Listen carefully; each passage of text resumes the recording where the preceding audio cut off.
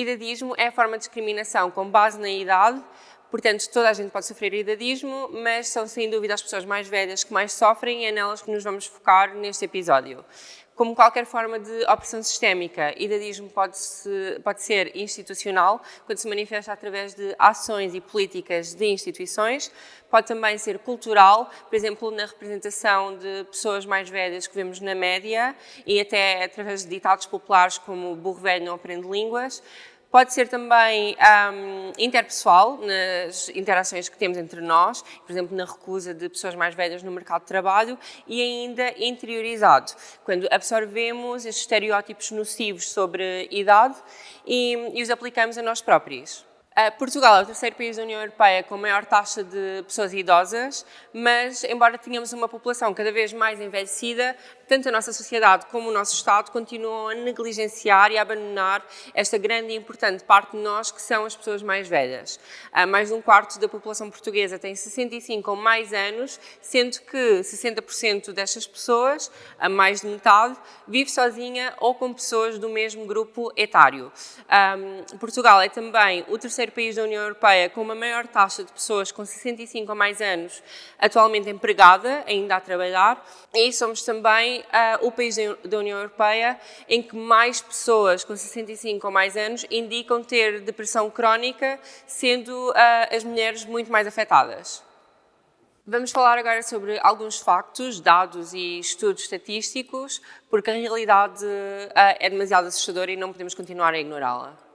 Segundo um estudo da European Social Survey de 2018, um quarto das pessoas com 65 ou mais anos tinha sofrido idadismo, que podia ir desde maus tratos, insultos, abusos, a recusa de serem atendidos em determinados serviços públicos ou ignorados neles,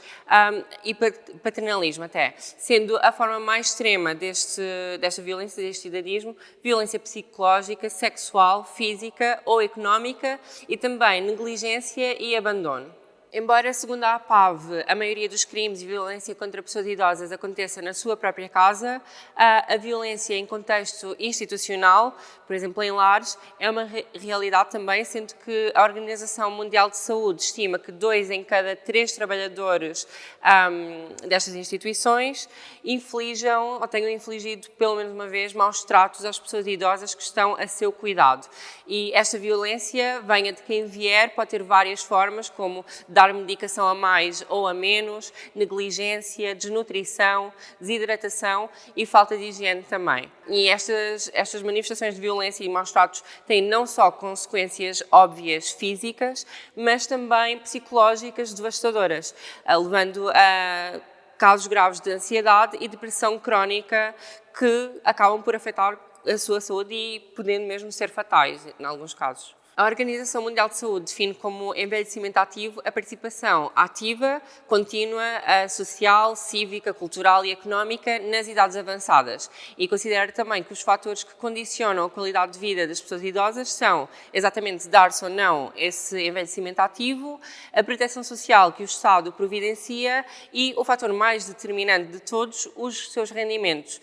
É dos rendimentos que depende a autonomia, a segurança, a melhor habitação, a cuidados de saúde e alimentação e baixas pensões condicionam e condenam assim as pessoas a pior qualidade de vida, a mais isolamento social, a solidão e doença. Segundo um estudo da Eurofund, mais de 260 mil portugueses com 65 ou mais anos continuam a trabalhar e mais de metade falam para se sentirem úteis e combater o isolamento social e a solidão. Mas também, com base em dados da Segurança Social mais recentes, 78% das pessoas que recebem pensões, essas pensões têm um valor inferior ao salário mínimo nacional, embora estejam numa fase da sua vida em que exatamente têm mais custos, nomeadamente relativos à saúde, a cuidados de saúde. E também 17% dessas pessoas, de pessoas com 65 ou mais anos, estão em condições de pobreza, mesmo recebendo estes apoios sociais, e se não recebessem apoios sociais seriam 89%, portanto, quase toda a gente com 65 ou mais anos, pensionistas, se não recebessem estes apoios sociais, estariam em condições de pobreza extrema. Em regra geral, as mulheres estão em condições muito mais desfavorecidas e mais de metade das pessoas idosas em meios rurais dizem não ter rendimentos para enfrentar uma situação inesperada. As pessoas iam ter direito a reformar-se sem sentir a necessidade económica de continuarem a trabalhar e tendo apoios, estímulos sociais e culturais e medidas que promovam um envelhecimento ativo. Como é óbvio, a mobilidade, tanto a nossa capacidade locomotora como os transportes que temos disponíveis, condicionam completamente o nosso acesso a serviços básicos e mesmo a uma participação ativa na nossa sociedade. Viver sozinho nestas idades avançadas e com todos estes constrangimentos é um fator de risco que compromete completamente a sua autonomia e qualidade de vida. Problemas de mobilidade, acessibilidade ou iliteracia digital são formas gravíssimas de discriminação contra pessoas mais velhas que têm um impacto negativo na sua saúde e integração social. As mulheres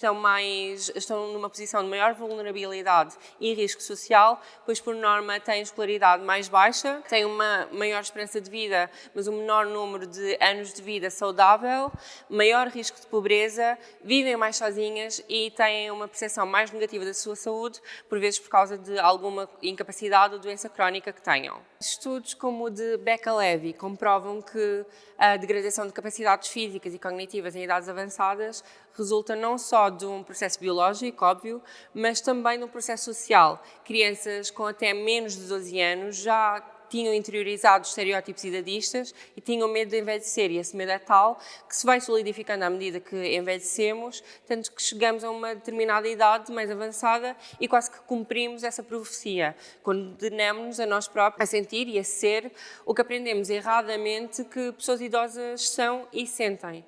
Esse idadismo interiorizado é um reflexo óbvio de uma sociedade que sobrevaloriza a juventude, o aspecto jovem, a individualidade, a independência e também a competição socioeconómica. Porque o idadismo está intrinsecamente ligado ao capitalismo, uma visão estritamente económica da sociedade, desde o mercado da indústria cosmética que lucra com a nossa necessidade de nos sentirmos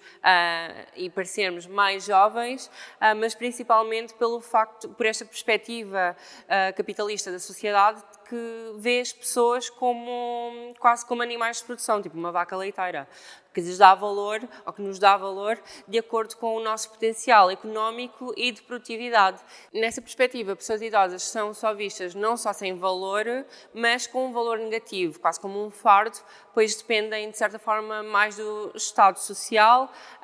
recebendo as pensões e provavelmente sendo mais custos associados à sua saúde e dependendo mais do SNS, e em contrapartida não trabalham e logo não produzem, não contribuem para o valor económico da sociedade. Nos serviços de saúde, o idadismo manifesta-se através da infantilização de utentes e idosos e também numa interpretação incorreta de sintomas. Por exemplo, pessoas mais velhas com sentimentos suicidas são menos vezes redirecionadas para serviços de saúde mental porque associam só esses pensamentos e esses comportamentos à sua idade e desvalorizam-no. E outro exemplo muito importante é a interpretação incorreta de sintomas. Associam muitas vezes determinados sintomas à idade avançada e descredibilizam-nos, acabando por não fazer um diagnóstico adequado das doenças. Estudos também comprovam que profissionais de saúde, ao interagirem com utentes idosos, têm uma comunicação mais superficial, perdem menos tempo com eles e também têm uma comunicação e uma ação menos eficaz, porque estão literalmente a cagar-se às pessoas, acham que é só uma pessoa velha a queixar-se. Podemos e devemos combater o idadismo através de uma boa educação e sensibilização que contrariem esses mitos e estereótipos e que levem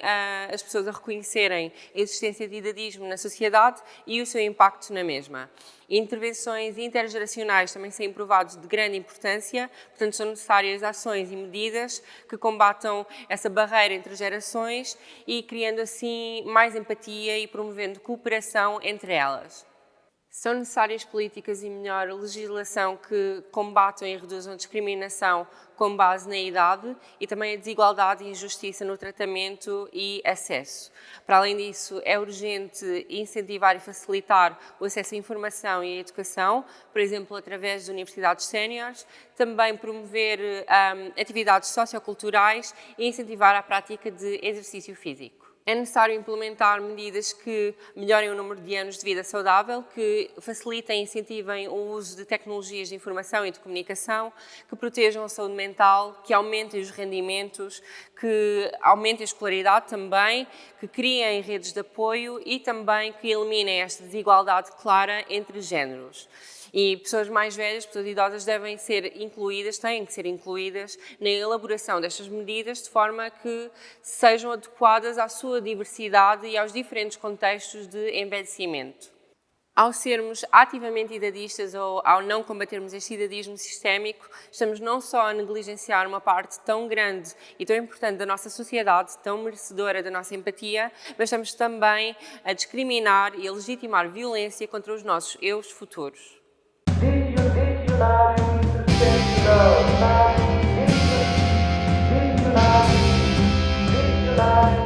Did you not